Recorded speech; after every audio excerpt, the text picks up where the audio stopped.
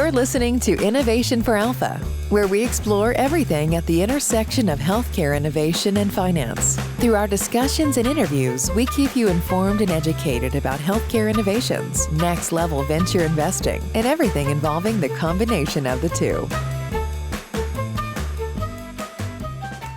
Hi, everybody. This is Tobin Arthur, and I am recording today with Dr. Jeremy Krell, who is a very interesting dentist with an incredible business background. And so I'm really looking forward, Dr. Krell, to jumping in and just kind of learning more about, how you got into dentistry and business and the combination of both. This will be fun.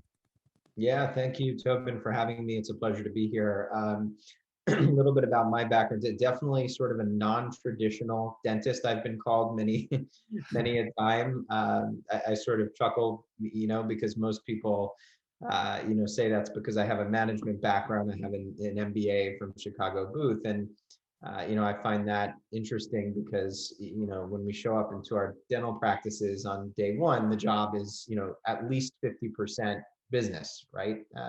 We have to manage accounts payable and accounts receivable, marketing, finance, the entire gambit. It's not just about clinical care, but outside of my, sort of clinical practice life, where I do have a couple of practices in New Jersey and almost another one. I largely do not practice much clinically anymore, about a day a month, I'd say tops. For the last roughly 17 years, my bread and butter has really been in the startup world. If you take it back to the beginning, it was an idea that started with a good friend of mine who was a web and graphic designer. We started a company, it turned into 3, we sold 2 of them off. Just was a good ride, and then we moved on to I moved on to I guess you could call it luxury good and commodity service for college students, doing sort of laundry pickup and delivery, room cleaning, appliance rental. I was the chief director of sales, and the company ended up selling about 4 years later, right before the market crash in 2008.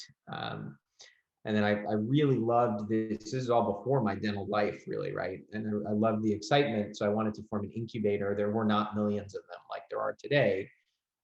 So I formed one and started it in New York, scaled it to Boston, Chicago, San Francisco. I sit on the board now.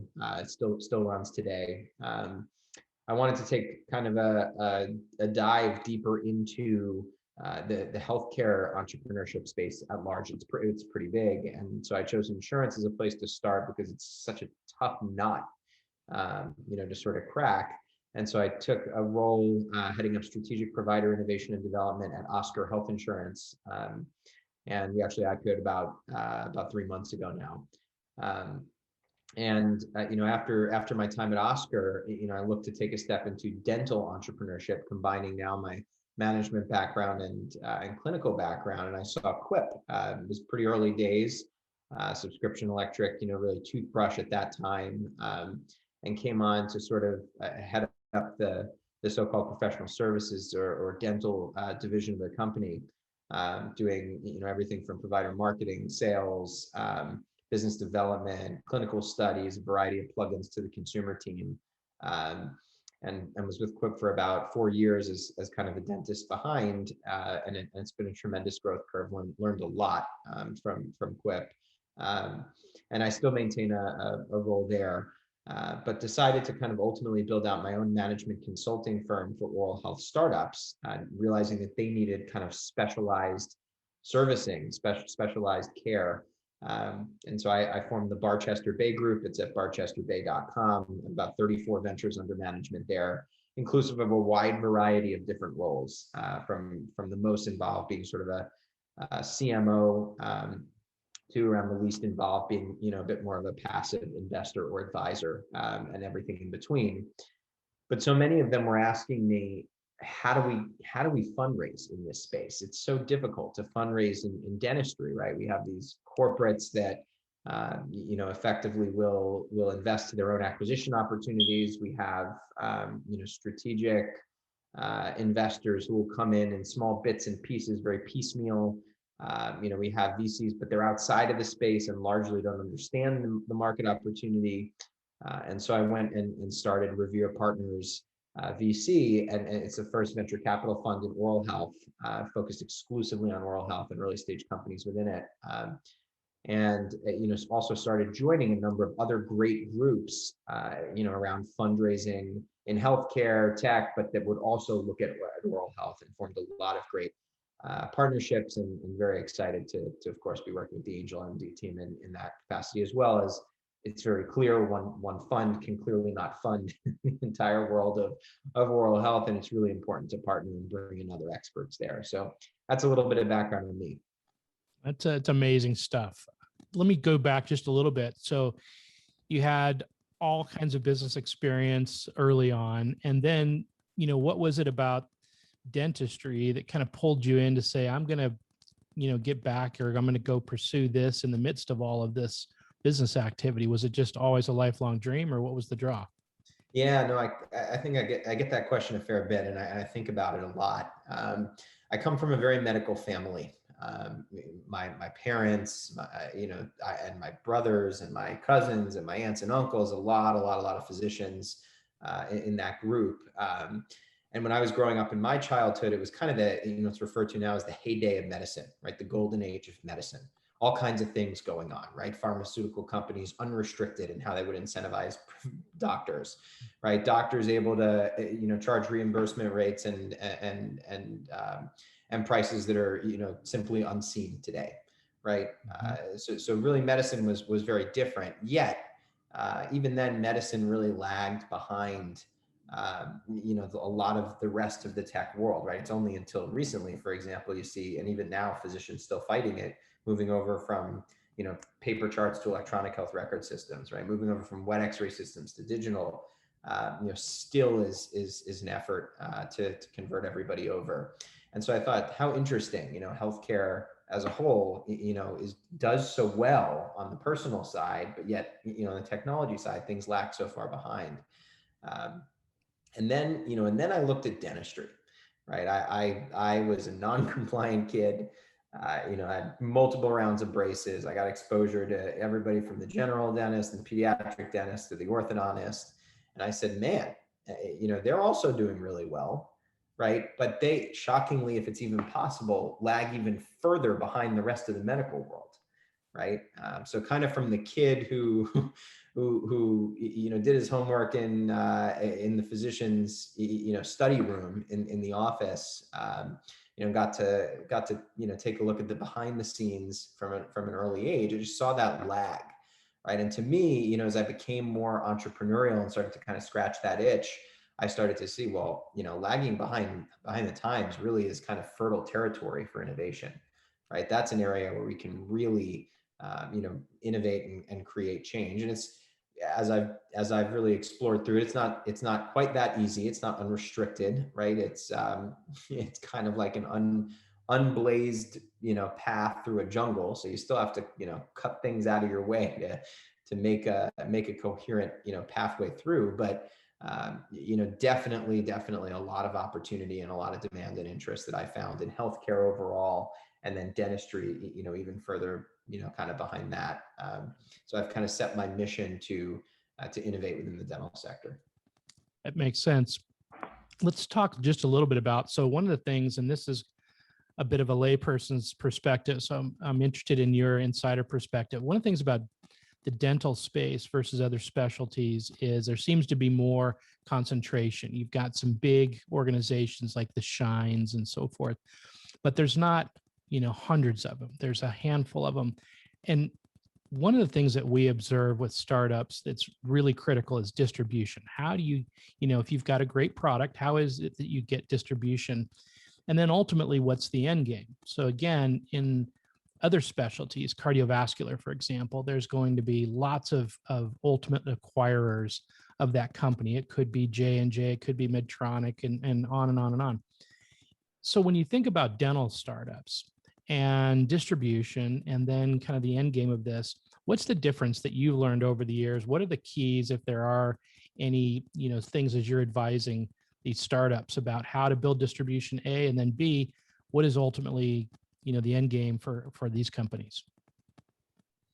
Yeah, no, absolutely. And so I think, Yeah, you're right. First of all, there's a lot of concentration. In other words, I guess the way I break that down is there are lots and lots of really big corporates that are, manufacturers, distributors, DSOs. There's tons of, consolidation that's happening at the top there. If you watch it closely, all kinds of acquisitions and mergers going on, and then there's this huge gap in the middle, right? I almost kind of call that no man's land, right? And then there's tons and tons and tons of little guys and gals, right, that are kind of going around trying to make something happen. There is this giant, sort of gap between the top and the bottom of the food chain in terms of company size and stage of development. And so a big thing that the Barchester Bay Group and Revere Partners is focused on is that bridge, right? It's not enough to just give money, right? You have to be kind of active and strategic. You've got to build a team. You've got to build partnerships that can facilitate that bridge over the two. Then the second thing, Tobin, you mentioned, which I think is really interesting, is distribution. I got to say, I hear this commonly from startups that pitch to us, and it's, we always ask that question in the pitch. Well, what's your sales and marketing strategy? What's your go-to-market strategy? I'm often hearing, oh, well, we've spoken to Shine, we've spoken to Patterson, Benko, Darby, some of the big distributors, and I said, that's fantastic. But you know what? That's not going to really help you, right? Because, and I maintain a lot of friendships and want to be careful here at each of those companies and their C-suites. But you can really view a distributor. I think they'd frankly agree with me in saying this.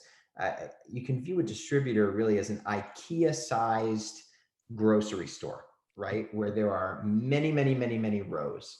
And if a startup is frankly lucky, it's going to get on one of those rows, but it's going to be the bottom, like foot level shelf space on the 84th row, right? In other words, no dentist is finding you. It's like the app world. It's akin to kind of the app world, right? In the tech, where many, many, many apps go to die, right? They're just never found. A distributor is not going to sell your product, right? 800, 1200 force people. They've got other things to focus on, right? That they know sell, that have big margins, right? And you are going to give up a big margin by working with a distributor. So distributor is merely a shelf, right? It's somewhere for people to find things, but they have to know what they're looking for. Right? Think about, I know COVID, many of us didn't go to the grocery store, but you can turn your mind back to when you did. You go in there with kind of a targeted list, right? And it's not just, find ketchup, right? It's find Heinz ketchup or Annie's. Right. You know what you're looking for, right? You know the brand that you're looking to find.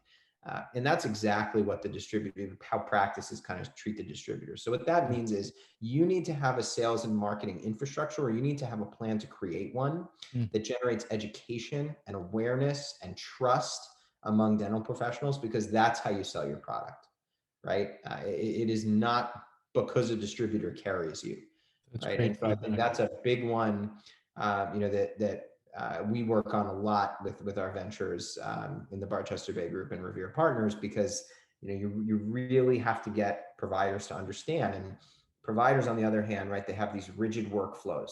It's very difficult to disrupt. Yep. And they face tons of products.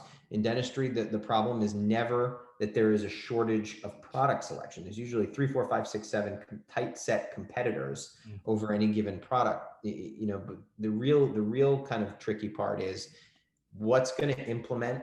First of all, what do I know about and trust? And then second of all, what can I implement easily? Right? Where everybody, depending on what the product is, everybody in the office can get around it. Right? Because nobody does anything by themselves in the office. Right. So I think, whether it's the folks at the front, whether it's the clinicians, whether it's the folks behind the scenes, right? Everybody's got to, going to have to get it and get behind it in order for it to really work. And that's only really possible if it's easy to implement and if you know about it. And so I think that's kind of how I would respond to the distribution question. No, that's great. Great insights. One sort of adjunct to that, how important, how ubiquitous is social media amongst dentistry today? I mean, as a startup, is that a critical channel? Are dentists paying attention? And if so, what are the primary channels where they're active? Yeah, I spent a good time as CMO for a couple of different companies in both the product space and the software space.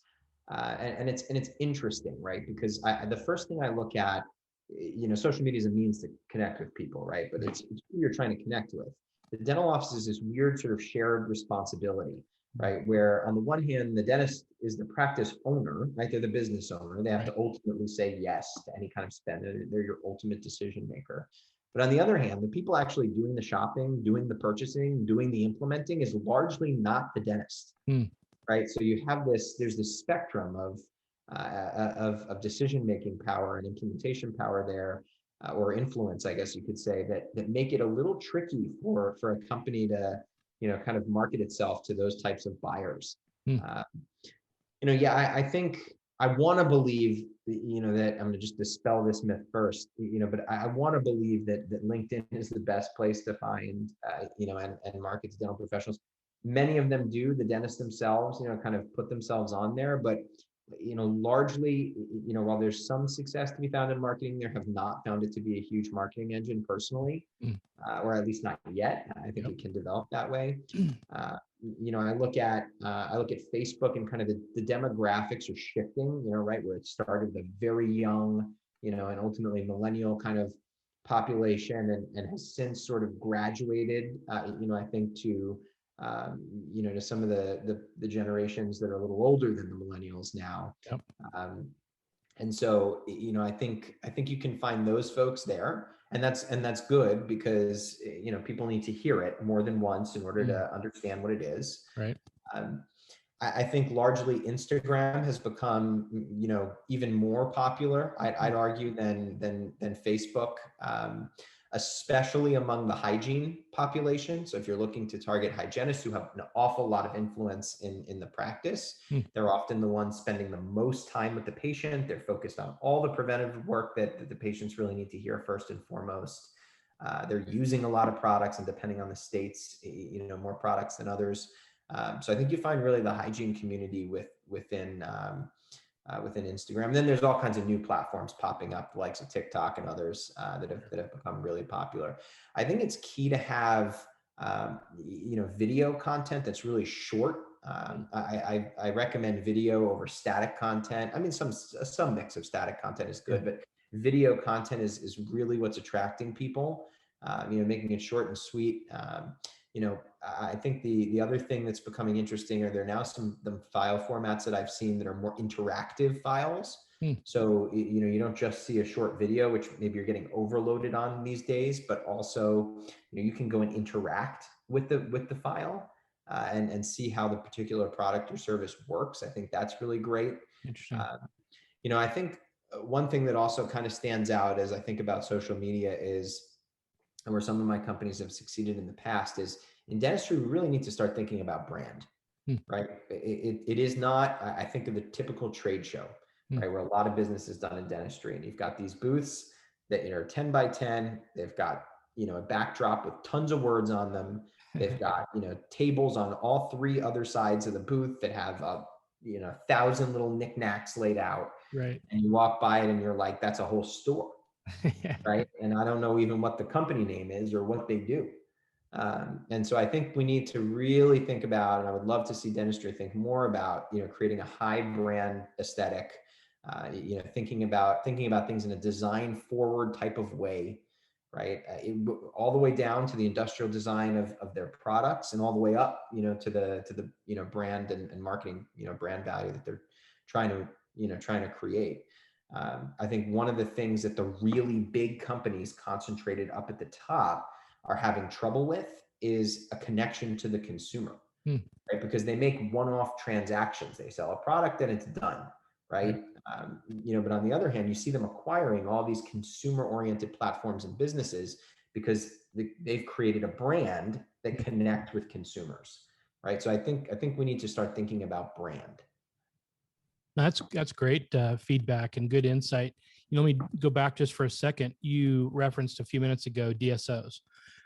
Talk just a little bit about that shift in the industry as DSOs have grown larger and more dentists have become employed dentists versus private practice. How does that impact, what's your kind of general perspective on that? And then maybe more specifically, how does that impact startups that are breaking into the space where on the one hand, they're dealing with, effectively a sole proprietor or a small business, or on the other hand, they're dealing with now large corporations? Yeah, no, absolutely. I think it's really interesting. First of all, it makes sense from the clinician's perspective, right? They come out of school with an enormous amount of student debt. Some of the programs, 80, 90, $100,000 a year for 4 years. I mean, you really saddle students with a lot of debt. And also 4 years of very crammed programs. So they get all kinds of experience when, these DSOs hire and mentor and educate, if they do it well, young clinicians. So it's become, a very popularized model in that regard. It's kind of following the same trend of group practice organizations in medicine. Yep. I think people have differing perspectives.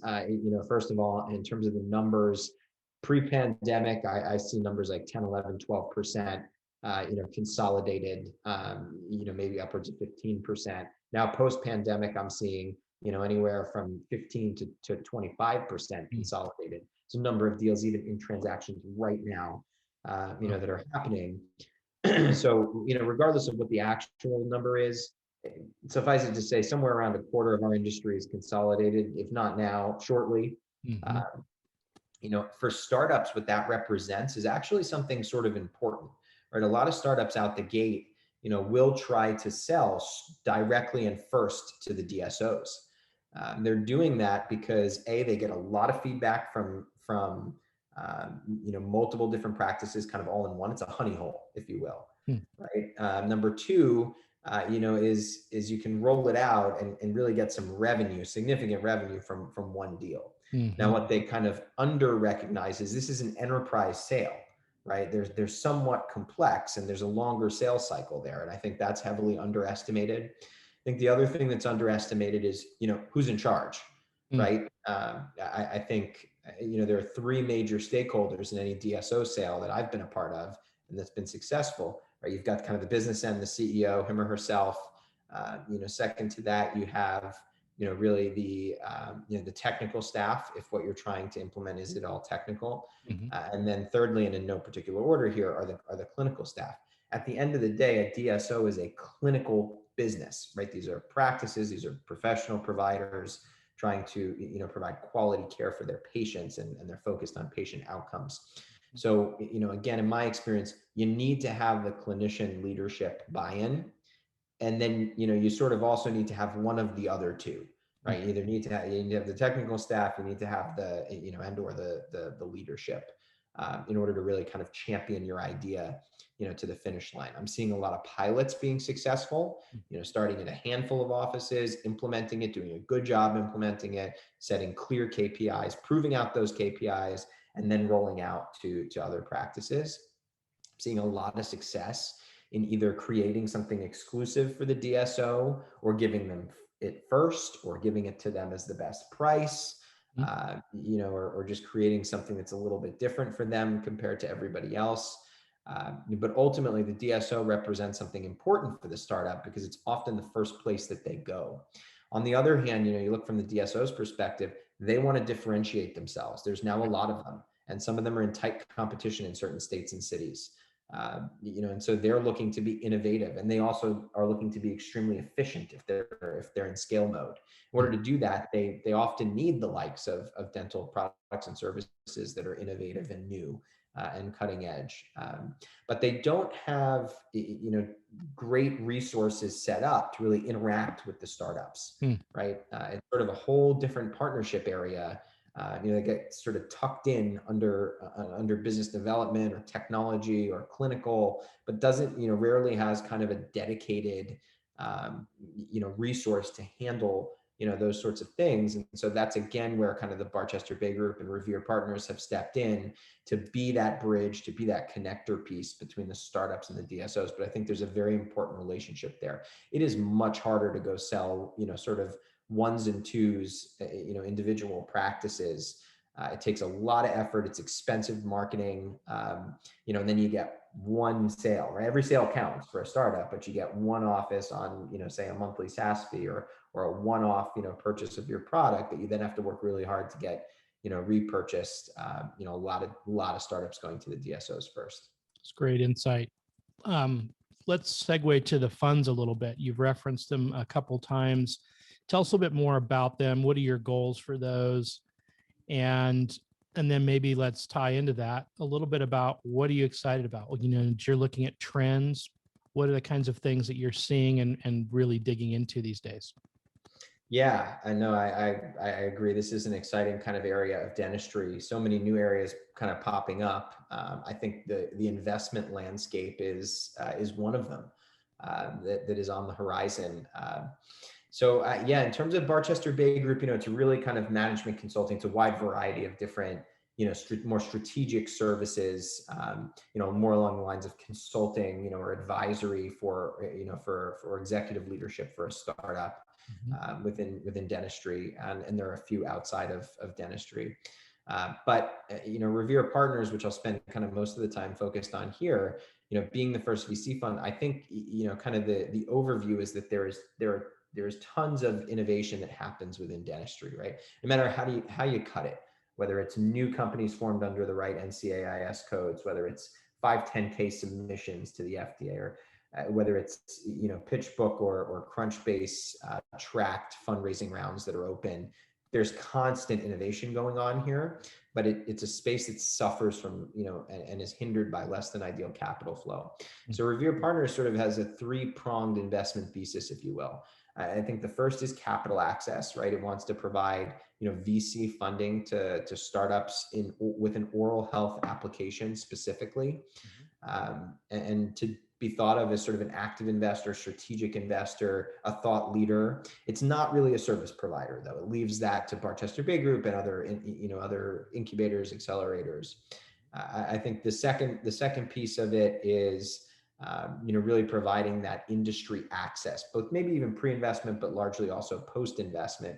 I spend a lot of time when I lecture talking about the big eight, right? Big manufacturers, distributors, DSOs, insurers, big academic institutions, professional associations, the big labs, and the big retailers. Often I find, the startups want to connect with one or multiple of those big eight and their leadership. In order to do that, they need to be ready, and they need to have the right people helping them. And so that's been largely an area of focus for us. And then I think the third is, also what you mentioned, Tobin, industry insights. Yep.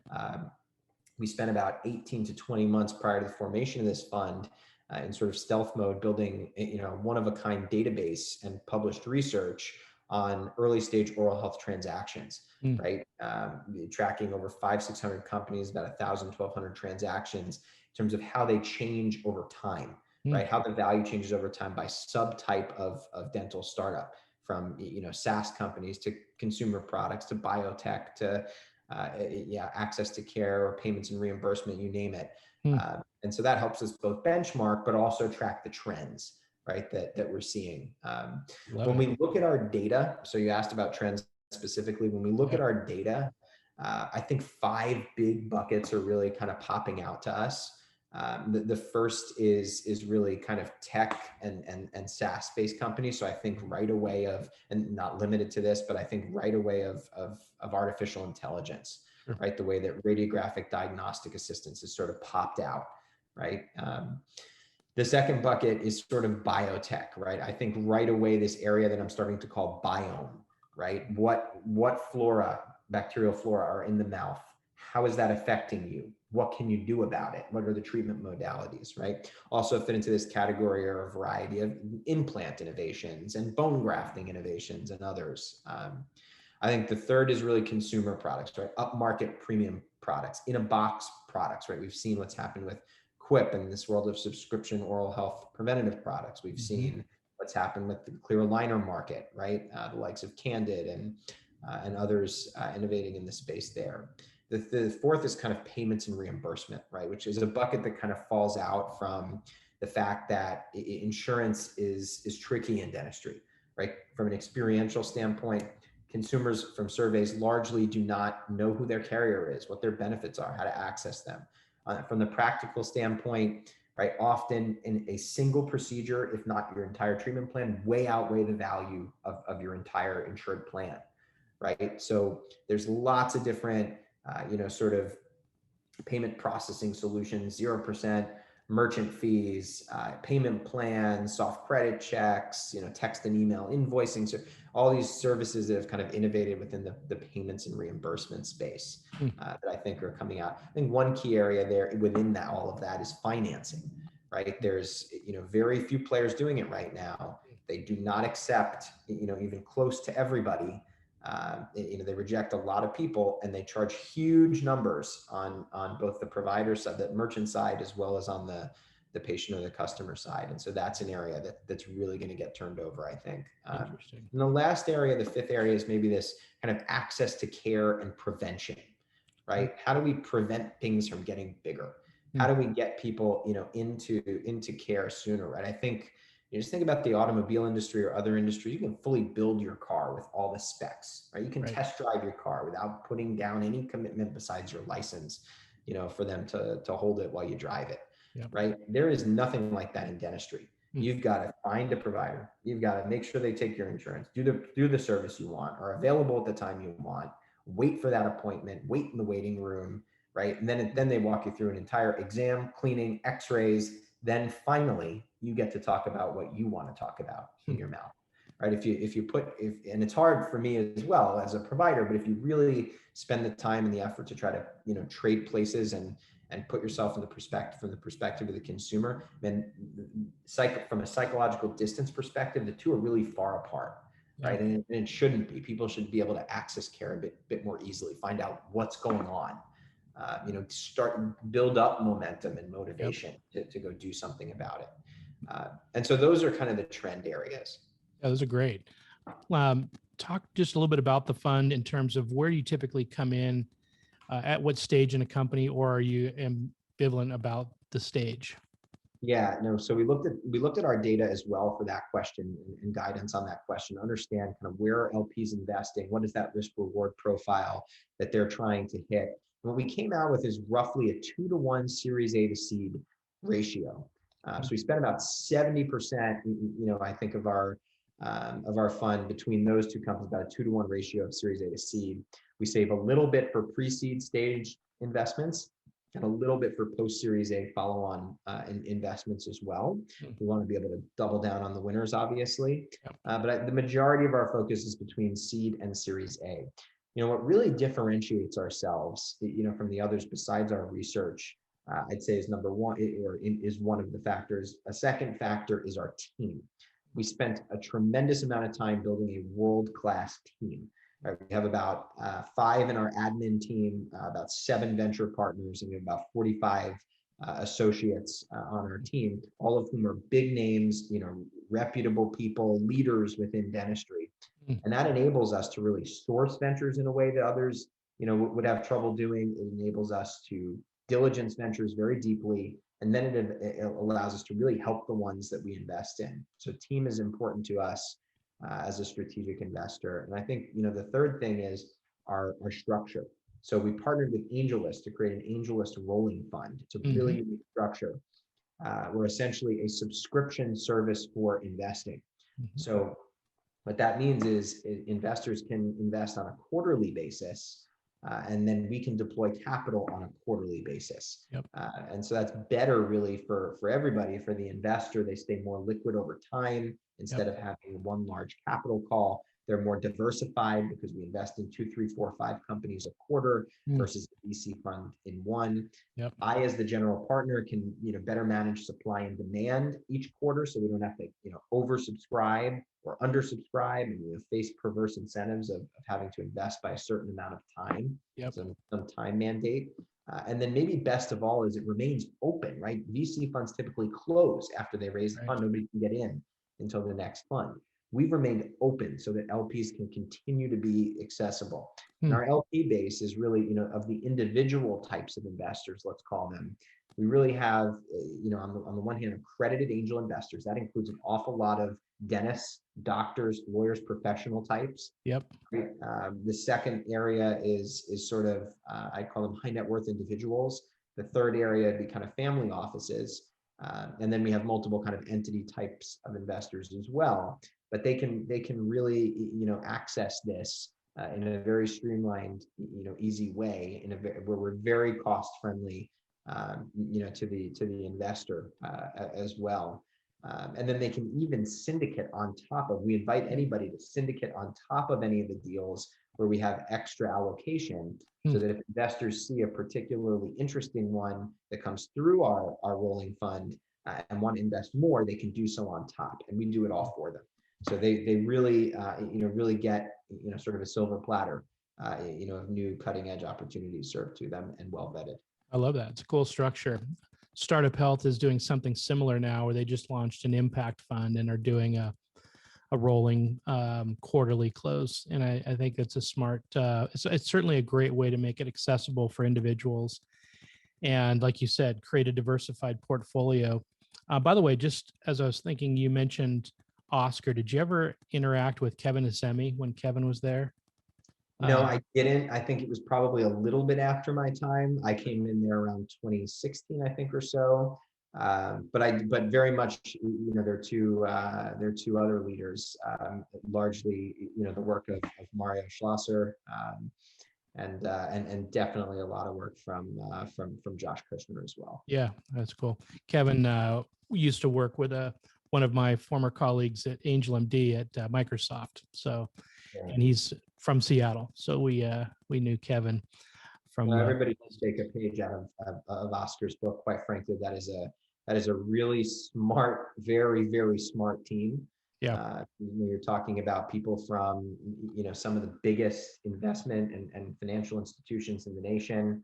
I know a lot of them go there to sort of run out hedge fund, non-competes and restricted covenants, but it brings in really smart folks, also from some of the top business schools and from some of the top other companies. Very, very data oriented. They really have data drive decisions there. And I think it's kind of just the thing that, the health insurance market needed, right? Is to have somebody take a fresh perspective, fresh look on what's not working here and how to simplify it and make it, really better for the consumer. And I think they've done a great job at that in a very complicated space. Well, it's a great way to put it. And I loved how you framed it also for startups, just really thinking about putting themselves in the hands of the patients. And there's so many areas that are yet to be disrupted, that are just archaic in terms of how they're organized. And just a couple final seconds on the show. Let's talk just a little bit about, kind of the status quo, or the here and now in terms of what you're focused on. Maybe just mention, in addition to the funds, you've got a couple of companies, I think, that are top on your priority list. Maybe just walk through your kind of day-to-day, if you will. Yeah, absolutely. Well, I'm super excited about Simplifeye. So Simplifeye, for those that don't know, it is really a company that helps to automate or digitize that front desk and all the processes that are going on in the front, really the front office of any business, right? We predominantly started in dentistry, but is also very accessible to healthcare at large, and even quite a few businesses out of healthcare.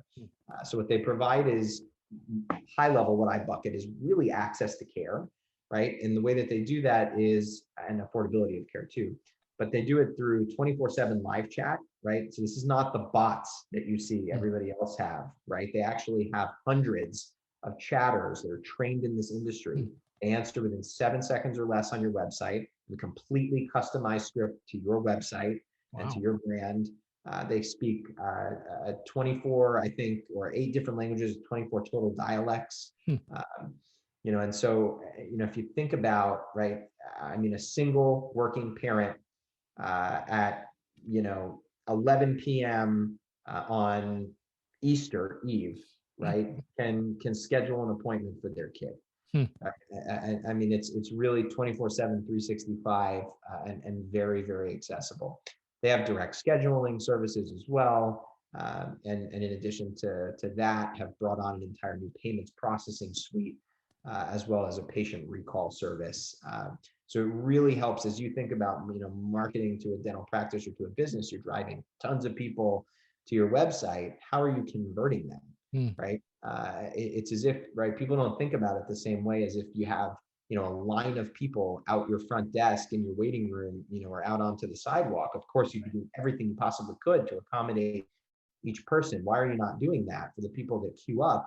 on your website. Frankly, you probably spent more money to get those people to your website than you did the people to the front door. Right? And so Simplifeye really kind of steps in and helps in terms of affordability and access to care. And then on the product side, I'm really excited about Verena Solutions, based in Chicago. And what Verena provides is really a safety and efficiency platform for practices, which is very top of mind given the global pandemic. They started with a flagship product, which is called SafeCap. It's a safe capping needle system. Makes it easy to do the right thing. There's a lot of accidental needle sticks out there. All of their Sharps products come with a proprietary coating that this may sound scary to some people, but I can promise you it's to their benefit. It makes things much sharper and much more durable, right? Which actually for the patient means it's much more comfortable, right? Because otherwise you're sort of puncturing the skin to make to make an incision or to make a hole, versus here you're just kind of sliding through, right, with less tissue damage. And so it's really important. They also sell, a huge amount of other safety products, from PPE to waterline, looking at air quality now, but making it in a way where it's subscription service available. Okay. So it basically covers all of the safety needs in your practice, free shipping, replacements, no question, right? But is really what they're really selling is safety, right, as a whole. And so I find that concept, really, really intriguing as offices think about OSHA compliance, not just as a, sort of a thorn in your shoe, right? It's not just something you have to do and check off a checkbox list. This is something that really, is meant to keep your practice and your patients safe. And if there's anything that should be reminding us of that, I think we can go ahead and look at the past 24 or 48 months, and think about our all of our actions and how we can change and be different. By the way, on both of those companies' front, I'll just sort of put it out there. What's their primary need? So maybe in reverse order, what's the next big thing for each of them? And to the extent that there's anybody listening to this program that could plug into one of those needs, what would those be? Yeah, I think Verena is in an exciting scale mode. They're looking to drive their new subscription service and their new proprietarily coded products out into the marketplace. So I think anybody who's interested in testing that concept of safety as a platform, if you will, I think that's a great place to go. It's verenasolutions.com. And I think that's that. And they're also fundraising now. Simplifeye is about to close around. They're looking, really heavily at expansion within the dental industry, beyond the dental industry, into healthcare. They're very big in optometry, orthopedics, plastics, some other areas, as well as fitness, physical therapy, a variety of businesses outside. So if you're looking for a tool kind of, on your business's website, it's a real person talking how you would talk to your customer, that's them. So I think they're looking to do that, and looking at also at a lot of enterprise deals as well. So I think both of them are in, definitely high scale up and growth mode. One's about to close a Series A. One is Verena Solutions has open fundraising. So it's, I think, a really exciting time for both. That's cool. Well, for now, let's end the show there. This is incredible stuff. I mean, you've got so much going on. We could have a whole discussion about each one of those endeavors. So we'll do more of that over time. And I appreciate your time. It was really great to hear about the different things you're involved in and kind of how you think about some of these things. Look forward to more conversations to come. Yeah, thank you, Tobin. Really appreciate the opportunity to be here, and how important it is to have a partner in Angel MD with all the things I'm doing. We need that kind of support and partnership and camaraderie. So I'm excited for what the future holds, and welcome anybody to reach out to me as well should they have any questions. You can always reach me at jeremy@reverepartnersvc.com. Fantastic. And we'll put your contact info in the show notes to make that easy. Thanks so much. Perfect. See you again soon for the next episode of Innovation for Alpha. Make sure to go to Innovation for Alpha for access to prior episode links, show notes, and other valuable resources. This show is for entertainment purposes only. Before making any investment decisions, please consult with a professional. This show is copyrighted by Angel MD Media, and written permission must be granted before syndication or rebroadcasting.